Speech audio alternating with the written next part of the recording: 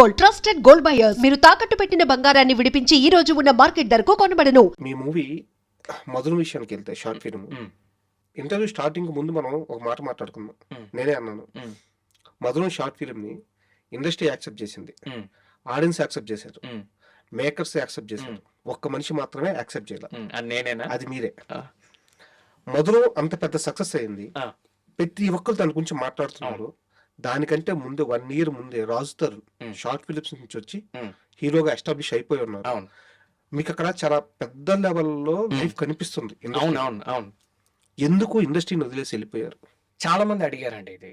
నేను కలిసిన ప్రతి ఒక్కరు నన్ను ఈ క్వశ్చన్ అడుగుతాడు. ఎందుకంటే మధురంకి అంత యూనివర్సల్ అపీల్ ఉంది కాబట్టి. కోపం కూడా ఉంది మీ పైన తెలుసా? చాలా మంది కోపం కూడా ఉంది. చాలా మంది కోపం, మీరు ఎందుకు వెళ్ళిపోయారు అని అడిగిన వాళ్ళు ఉన్నారు. I'm glad you are back అన్న వాళ్ళు చాలా మంది ఉన్నారు. సో ఫస్ట్ థింగ్ ఏంటంటే అండి, నాకు అప్పుడు భయం వేసిందండి. ఓకే, వస్తే మనం నలిగిపోతామేమో, మనకి ఇండస్ట్రీలో నిలబడడానికి కావాల్సిన గాడ్ ఫాదర్ లేడేమో, మేబీ మన నెపోటిజం కాదు కదా, మనలాగా చదువుకున్న వాళ్ళు ఇండస్ట్రీలో నిలబడలేరేమో, చాలా అపోహలు ఉండేవి. అవి నా పర్సనల్ అపోహల కంటే కూడా నాకు ఎక్కిచ్చారు అది చుట్టుపక్కల వాళ్ళు.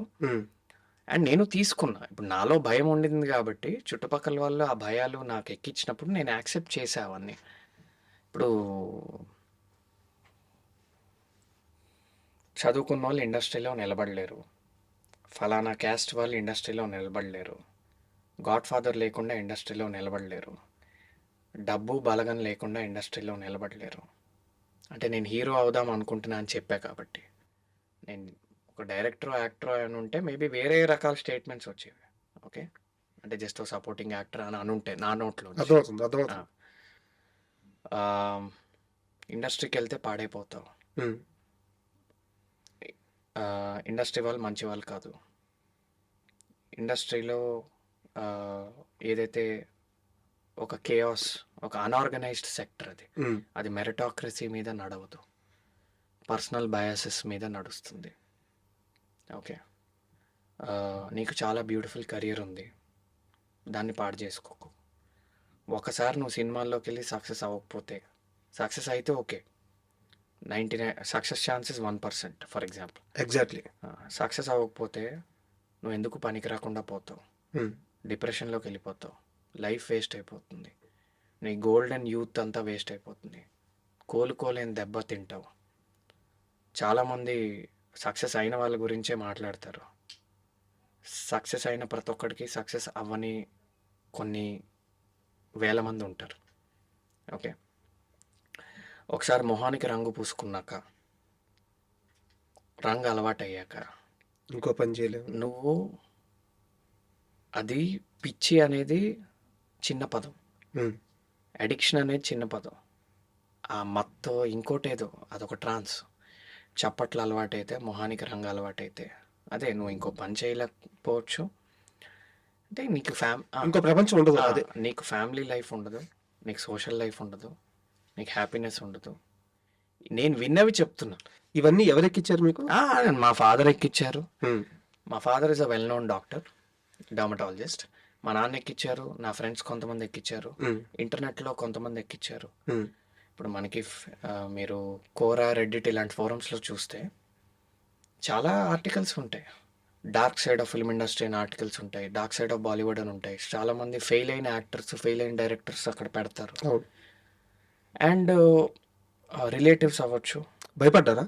చాలా భయపడ్డా అండి, చాలా భయపడ్డా. అస్సలు ఇన్ని విన్నాక నిజమేమో అనుకున్నా. బ్యాక్గ్రౌండ్ లేకుండా వచ్చి సూపర్ స్టార్ అయిన ఒక్కడి పేరు చెప్పరా, లైఫ్ టైం సెటిల్మెంట్ 2014లో ఇది ఉన్నారు కదా కళ్ళెదురు ఎగ్జాంపుల్గా. Only mister Raviteja. చిరంజీవి గారు అది 1980s కదా, ఆయన సక్సెస్ అయ్యారు కదా. అవును. సో నీకేంటి ఎవ్రీ 30 years ఒకడు, ఆ ఒక్కడిని నేను కాలేనేమో అని చెప్పి భయపడి వెళ్ళిపోయా. ఇప్పుడు ఎవ్రీ 30 years ఒకటి నేనట్లే అండి. ఇప్పుడు సేమ్, ఇప్పుడు మీరు మా ఫాదరు, నేను రవి. మా ఫాదర్ ఇదే, ఒక్కడిని చూపిరా లైఫ్ టైం సెటిల్మెంట్, నేను ఆలోచిస్తా అన్నాడు. సేమ్ మీలానే అమాయకంగా నేను, అదేంటి చిరంజీవి ఉన్నాడు కదా అన్న, అదే మిస్టర్ చిరంజీవి. ఇప్పుడు నేను యాక్టర్ కదా, గౌరవంగా రెఫర్ చేయాలి, because is a big shot. Chiranjeevi ఏ జమానాలో ఉన్నావు నువ్వు? 1978లో వచ్చాడు చిరంజీవి. ఈ 2014 తర్వాత ఈ 36 ఇయర్స్‌లో రవితేజ. నా నోట్లోంచి రవితేజ. ఎప్పటినుంచి ఉన్నాడు తెలుసా రవితేజ? ఎర్లీ 90s నుంచి స్ట్రగుల్ అయ్యి ఒక 10 ఏళ్ళకి అయ్యాడు. అంటే నువ్వు అనేది ఏంటి నాతో? మా నాన్న డైలాగ్. నువ్వు అనేది ఏంటంటావు? 20 ఏళ్ళకి ఒకడొచ్చి అవుతాడు కాబట్టి, ఆ ఒకడు నువ్వు అవుతా అంటున్నావా? నీ మైండ్ పనిచేస్తుందా? నువ్వు చదువుకున్నావు కదా! అంటే చదువుకున్నాడు లాజికల్ థింకింగ్ చేస్తాడు కదా! రేషనాలిటీ అని ఒకటి ఉంటుంది కదా! ఓకే. ఇన్ఫార్మ్డ్ డెసిషన్ మేకింగ్ అంటారు కదా! నీకు అర్థమవుతుంది నువ్వు ఏం మాట్లాడుతున్నావు? 20 ఏళ్ళకి ఒకడు అవుతాడు అట్లా. నువ్వు అన్న స్టార్. నువ్వు ఎలా అవుతావు? నువ్వే చెప్పు అన్నట్టు. నేనైతే నేను సపోర్ట్ చేయలేను. ఫర్ ఎగ్జాంపుల్ అంటే నేను ప్రిడామినెంట్గా మా డాడ్ ఎగ్జాంపుల్ చెప్తున్నా. మా డాడ్ని నేను విలన్లా చూపించట్లే. ఓకే. లేదు, వాళ్ళ భయం వాళ్ళది. సో ఇప్పుడు ఏమవుతుందండి అంటే ఇప్పుడు ఇది అవును కరెక్టే కదా ఆయన చెప్పింది. అన్నీ యాక్సెప్టెడ్. బట్ రవి దుగ్గిరాల్ అనే వ్యక్తి చదువు అయిపోయిన తర్వాత 2 సంవత్సరాలు జాబ్ చేసి లైఫ్ ఇంకా ఇలా వెళ్ళే స్టేజ్. ఆ టైంలో సుజిత్కి ఎందుకు మెసేజ్ చేశాడు? ఫణీంద్ర నాథ్ ఎందుకు మెసేజ్ చేశాడు? ఇంకో ఫిల్మ్ మేకర్ కి ఎందుకు మెసేజ్ చేశాడు? లవ్, అఫెక్షన్, కెరీర్ ఇక్కడ ఉందనే కదా, సినిమాల మీద ఉందనే కదా. అందుకే ఎందుకు మొదలు షార్ట్ ఫిల్మ్ చేశారు? అవును. ఎందుకు ఇన్ని లక్షల మందికి రీచ్ అయ్యారు? అవును. ఎందుకు ఇన్ని లక్షల మందిని అభిమానించే విధంగా చేసుకొని ఎందుకు భయపడి వెళ్ళిపోయారు? ఎప్పుడైనా ఈ క్వశ్చన్స్ వేసుకున్నారు? అయ్యో ఎన్నిసార్లు అండి వెళ్ళి ఒక వేల సార్లు వేసుకున్నా. ఇప్పుడు ఏంటంటే ఈ డిస్కషన్ మా నాన్న ఎప్పుడు పెట్టాడు? మధురం హిట్ అయ్యాకే. ఎందుకు ఆయనకు అర్థమైపోయింది వీడు జనాల్లోకి వెళ్ళిపోయాడు, వీడికి ఆ పిచ్చి అంటుకుంది, ఇంకా వీడిని మనం ఇప్పుడు ఆపకపోతే వీడు ఇంకా పూర్తిగా అందులో కొట్టుకుపోతాడని. అండ్ ఇది బ్రేకప్, అఫ్ కోర్స్ నేను బ్రేకప్ గురించి చెప్పట్లేదు. There is a reason I don't mention about breakup very often because I'm married now. అది పొలిటికలీ కరెక్ట్ కాదు. I have to go back to my wife కదా. మీరు ప్రాక్టికల్గా ఆలోచించండి. సో పాయింట్ ఏంటంటే అంటే that breakup played a very major role. Okay. Along with my dad. Because ఇప్పుడు ఆ టైంలో నాకు మేజర్ పిల్లర్స్ ఎవరండి? అప్పుడు తను నా గర్ల్ ఫ్రెండ్ అప్పుడు, అండ్ మై ఫాదర్. ఇప్పుడు ఒక మనిషికి అంతకంటే మేజర్ పిల్లర్స్ ఏముంటుంది?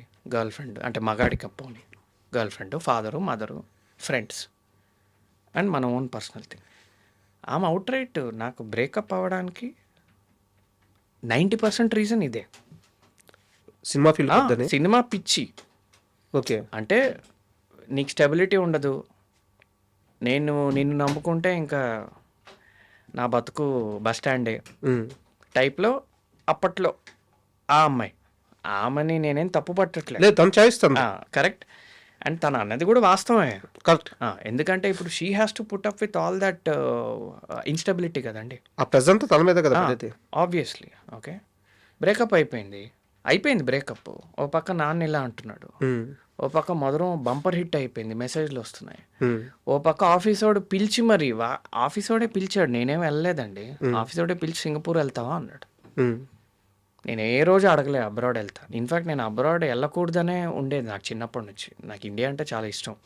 ఓకే. అంటే అబ్రాడ్లో ఉండే comfort, luxury, I love abroad also. But heart is in India.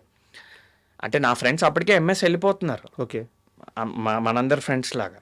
Okay. మనం కూడా వెళ్దామనే థాట్ ఎప్పుడు రాలేదు నాకు. ఏదైనా ఇక్కడే ఉందాం, ఇక్కడే కావాలంటే మాస్టర్స్ చేయాలంటే ఎంబీఏ చేసుకుందాం, ఐఐఎంకో దేనికో వెళ్ళి.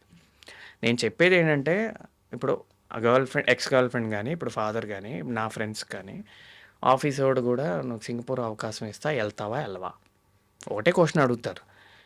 అండ్ ఇక్కడ నాకు ఏం చేయాలో అర్థం కావట్లేదు. This is uncertain. అండ్ నాకు భయం వేసింది. ఇప్పుడు పాయింట్ ఏంటంటే అండి, పిచ్ ఉన్న చోటే భయం ఉంటుందండి. ఓకే. మనం ఇంకా దిగితే అదే ఇంకొకసారి ఒక స్టెప్ వేస్తే ఇంక వెనక్కి రాలేము. మధురం సక్సెస్ చూశాక ఇంకా స్టెప్ వేస్తే సినిమాలే చెయ్యాలి. కరెక్ట్. ఓకే. ఇంకొకసారి సినిమా వైపు వెళ్తే ఎలా? అవును, నా దగ్గర డబ్బులు లేవు. ఇప్పుడు నా దగ్గర డబ్బులు ఉన్నాయండి, నా డబ్బులు నా దగ్గర ఉన్నాయి.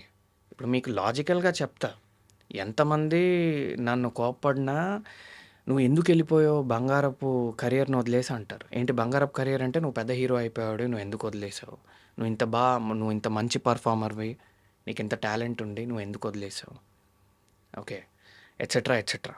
ఓకే, నా దగ్గర డబ్బులు లేవండి, నేనేం చేస్తాను? ఇప్పుడు మనం సస్టైన్ చేసుకోవడానికి మనకు డబ్బులు కావాలా? డబ్బులు మీకు ఫ్యామిలీ అన్ని ఇవ్వాలి, మీ దగ్గర ఉండాలి. Okay, I don't come from a wealthy background. I'm very clear about it and I mentioned it several times. I come from a good family which has strong academic background, but I don't come from a wealthy family. I come from a very normal middle class family. చదువునే నమ్ముకున్న family, డిగ్రీలనే నమ్ముకున్న family. Okay, next ఇప్పుడు ఒక 5 సినిమాలు నేను remuneration తీసుకోకుండా నేను చేయగలను, లేదా నేను ఒక 2-3 ఏళ్ళు నేను ఖాళీగా ఉండగలను. నా దగ్గర డబ్బులు ఉన్నాయి కాబట్టి, సేవింగ్స్ ఉన్నాయి కాబట్టి, కొంచెం ఇన్వెస్ట్మెంట్స్ ఉన్నాయి కాబట్టి. అప్పుడు నా దగ్గర ఏమున్నాయి? సో అందువల్ల ఇప్పుడు ఈ వేల సార్లు ఎందుకు వదిలేసా అని అడుక్కుని నాకు తర్వాత ఆన్సర్ వచ్చింది. నేను ఎందుకు వదిలేసా, నాకు ధైర్యం లేదు, నా దగ్గర డబ్బులు లేవు, నాకు సపోర్ట్ లేదు, నేను ఒక్కడనే ఎలా చేస్తాను, నాకు గాడ్ ఫాదర్ లేడు, వాట్ ఎవర్. సో నేనేమంటున్నా అంటే అండి, ఈ భయాలు నాకు ఉండేవంటున్నా. ఇప్పుడు ఎందుకు లేవో నేను చెప్తా. బికాస్ ఆ పిచ్చి ఈ భయాలను ఓవర్ రైడ్ చేసేస్తుంది. ఇప్పుడు నాకు భయాలు లేవు. ఓకే, నేను షూర్ షాట్ అబ్రాడ్ నుంచి లాజికల్గా మాట్లాడితే ఇప్పుడే ఎక్కువ భయపడాలండి. ఎందుకంటే నేను చాలా పెద్ద జాబ్ వదిలేసుకున్నాను. అప్పుడు నాకు అంత పెద్ద జాబ్ లేదు అప్పట్లో, మధురం టైంలో. ఇప్పుడే పెద్ద జాబ్ వదిలేసుకున్నా. ఇప్పుడే నేను ఎక్కువ సాక్రిఫైస్ చేశా, పర్సనల్ లైఫ్ కానీ, నా ఫైనాన్షియల్ కంఫర్ట్ కానీ, అండ్ అబ్రాడ్లో ఉండే కంఫర్ట్ కానీ. ఇప్పుడే నేను పెద్ద పొజిషన్ వదిలేసుకున్నా. సో లాజికల్లీ ఇప్పుడే భయపడాలి ఎక్కువ. యాక్చువల్గా నా నెక్స్ట్ క్వశ్చన్ కూడా ఇది. ఎన్ని సంవత్సరాలు ఉన్నారు అబ్రాడ్లో మీరు? నేను 7 to 8 years ఉన్నాను. 7 to 8 years. లాస్ట్ పే ఎంత మీది చెప్పొచ్చా? చెప్తా అండి. నేను close to 1 crore per annum. Per annum 1 crore? Yeah, close to 1 crore. అదే I said no to that offer. I had that offer. అది తీసుకుని ఉంటే క్లోజ్ టు 1 crore. అది వదిలేసి ఇండియాకి వచ్చి సినిమాల్లో ట్రై చేస్తాను అన్నప్పుడు నాకు తెలిసి అందరికంటే ఎక్కువ భయపడాల్సింది మీ వైఫ్. అసలు భయపడలేదు. ఎలా అంటే ఎగ్జాక్ట్లీ అది 50% రీజన్ అదే అండి. అప్పుడు ఎవరైతే భయపడ్డారో ఇప్పుడు ఆపోజిట్. నువ్వు ఇన్ఫ్యాక్ట్ చెయ్యి, నీకు నచ్చింది నువ్వు చెయ్యి. ఒకటే అడిగింది నన్ను, నువ్వు ఫెయిల్ అవుతే డిప్రెషన్లోకి వెళ్ళకు. అంటే ఓ 2-3 నెలలు బాధపడు, ఏడు, లేదా నువ్వు ఎక్కడికో వెళ్ళి ట్రావెలింగ్ చేసుకో, లేదా ఆశ్రమాలకు వెళ్ళు, దట్స్ ఫైన్. మహా అయితే 6 నెలలు. డిప్రెషన్ వేరు కదండి. ఫర్ ఎగ్జాంపుల్ ఇప్పుడు బ్రేకప్ అయితే అందరూ బాధపడతారు, బట్ కొంతమంది డిప్రెషన్లోకి వెళ్ళిపోతారు కదా. అట్లా నువ్వు ఫెయిల్ అయితే డిప్రెషన్లోకి వెళ్ళకు, ఎందుకంటే ఫెయిల్ అయ్యే ఛాన్సెస్ చాలా ఎక్కువ. ఓకే, నువ్వు డిప్రెషన్లోకి వెళ్ళవు అని నాకు హామీ ఇస్తే నాకేం ప్రాబ్లం లేదు అన్నారు, అంటే మై వైఫ్. ఓకే, సో ఇప్పుడు అది నాకు నిజంగా ఒక కొండంత బలం కదా. అంతే కదా. సో ఇప్పుడు ఏంటంటే అండి, ఆ బలం నాకు ఇప్పుడు ఉంది. అంటే సైకలాజికల్ స్ట్రెంగ్త్ అది. I don't feel lonely, I don't feel alone in this journey. Okay, నన్ను నమ్మే వాళ్ళు ఒకళ్ళు నా ఇంట్లో ఉన్నారు, ఎవరు నమ్మినా నమ్మకపోయినా. ఓకే, అదే మనిషికి చాలా. So for more videos, please subscribe to iDream. Please subscribe to iDream. Please subscribe iDream. And please subscribe to iDream. For more videos, subscribe to iDream. please like, share and subscribe to the channel. Congratulations, iDream. Subscribe to iDream. Subscribe to iDream. So subscribe to iDream Media. iDream team andarki huge congratulations. Please subscribe iDream Media. Please subscribe to iDream. Subscribe iDream. Please subscribe to iDream. iDream అంటే నా కళల ఛానల్ను subscribe చేసుకున్న నోరు తిరుగుతలేదు, మీరైతే గంట గుర్తు కొట్టండి. For more such videos, please subscribe to iDream. Subscribe to iDream. Please subscribe to iDream. Please subscribe iDream Media. Please do subscribe to iDream. Please subscribe to iDream Media. For best entertainment and information, please subscribe iDream. And don't forget to subscribe to iDream.